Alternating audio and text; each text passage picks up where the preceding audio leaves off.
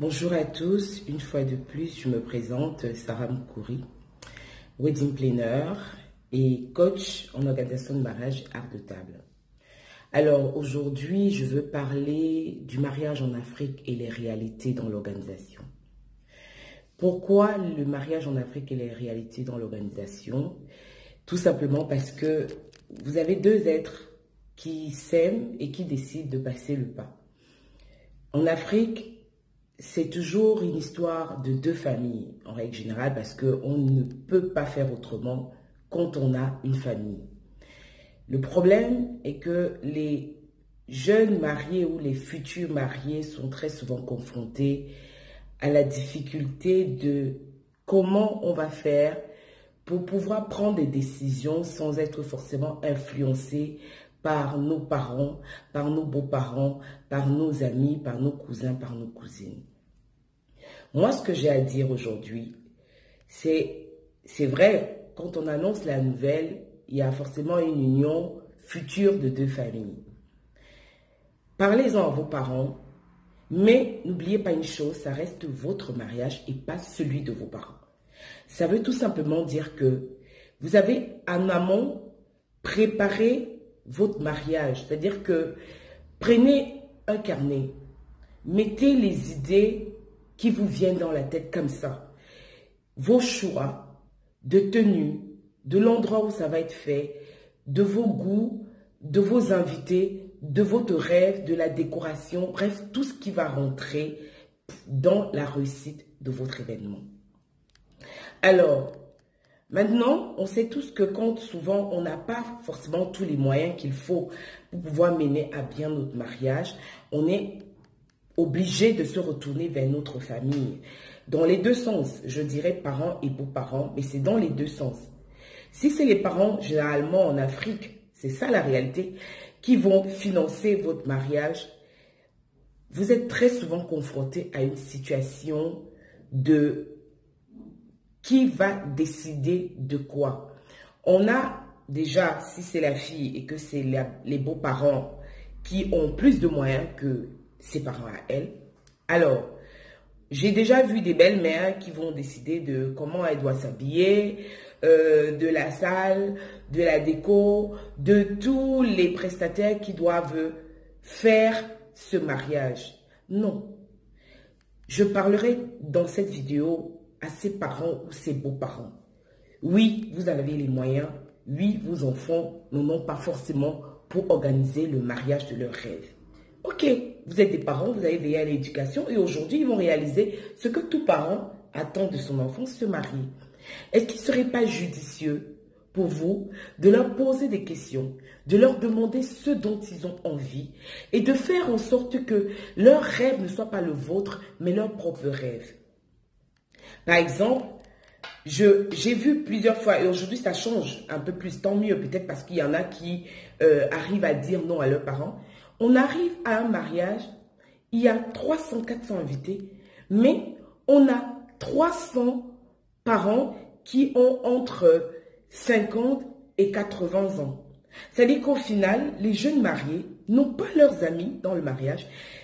Et qu'est-ce qui se passe? C'est que le mariage finit à 1h du matin parce que ses parents sont fatigués, parce qu'ils n'ont plus la niaque pour danser, pour animer, pour faire ce que vos jeunes amis comme vous auraient fait. Ça gâche tout. C'est vrai, on a de super belles robes, de grosses voitures parce que les parents arrivent et tout. Mais non, ce n'est pas votre mariage, c'est le mariage de vos enfants. Je parlerai aussi du fait que les cousins, cousines, qu'on implique dans l'organisation de notre mariage, c'est super. Mais le conseil que j'ai à donner aux futurs mariés, quand vous prenez la décision de voir avec vos cousins et cousines, réfléchissez bien. Veillez à ce que le cousin ou la cousine que vous impliquez dans l'organisation de votre mariage sait ce que c'est que l'organisation d'un événement. C'est important. Parce que souvent, vous donnez ce rôle-là à une cousine tout simplement parce qu'elle est financièrement plus assise que les autres. Alors qu'il y a une autre ou un cousin qui n'a pas forcément matériellement des gros moyens, mais qui sait ce que c'est que organiser un événement. Donc, veillez à ce que les choses soient faites de telle sorte que demain, vous n'avez pas le problème de non, finalement, la cousine n'est pas venue à l'heure, elle n'est pas venue à la mairie, elle a pris telle décision, elle avait dit je vais apporter si elle n'apporte pas. Gérez ça différemment, c'est un conseil. Les amis, chers futurs mariés, les femmes, quand vous allez choisir souvent vos robes, c'est vrai, vous dites ma meilleure amie va m'accompagner, c'est logique. Ma mère, ma tante, bref, le choix est au coup de cœur. Mais souvent, n'allez pas avec trop de personnes parce que sinon, vous vous retrouvez dans une situation où vous ne savez même plus quoi choisir. C'est-à-dire que vous prenez la décision même qu'il ne fallait pas prendre. Votre goût, votre envie n'est pas forcément ce que elle pense. Mais je ne dis pas de ne pas partir avec des gens. Non, je dis tout simplement, il ne faut pas aller avec 10 copines, 7 copines, ce n'est pas la peine. Choisissez une ou deux et votre maman, si elle est vivante, votre marraine si possible, pour le faire. Maintenant, pour ce qui est de l'implication de vos amis dans votre mariage. Souvent, j'ai vu des personnes qui m'ont appelé, moi en tant que prestataire ou bien d'autres prestataires, parce qu'ils ont vu ce que j'ai fait ou bien ils ont vu ce qu'un autre prestataire a fait.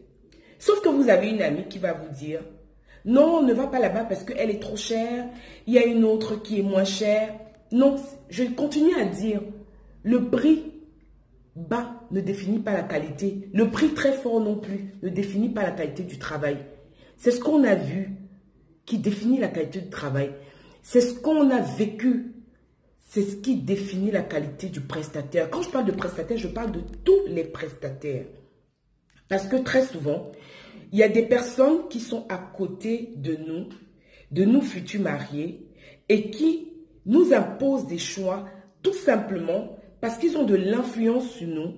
Et au final, ils font de notre événement leur événement en disant non, c'est préférable de faire ci, de faire ça. Il faut avoir des conseils. Mais n'en demandez pas trop. Parce que plus vous en demandez, plus vous induisez en erreur. Bref, pour conclure en disant que un mariage, ça s'organise déjà soi-même. Ça se pense, ça se réfléchit. C'est l'amour en avant, c'est un rêve qu'on réalise. Et cet événement doit être fait de telle sorte qu'il soit inoubliable, ni pour nous, ni pour nos amis.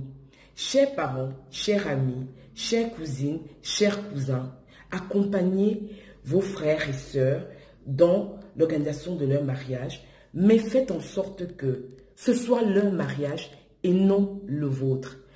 Une fois de plus, je vous dis merci. Merci parce que vous regardez mes vidéos.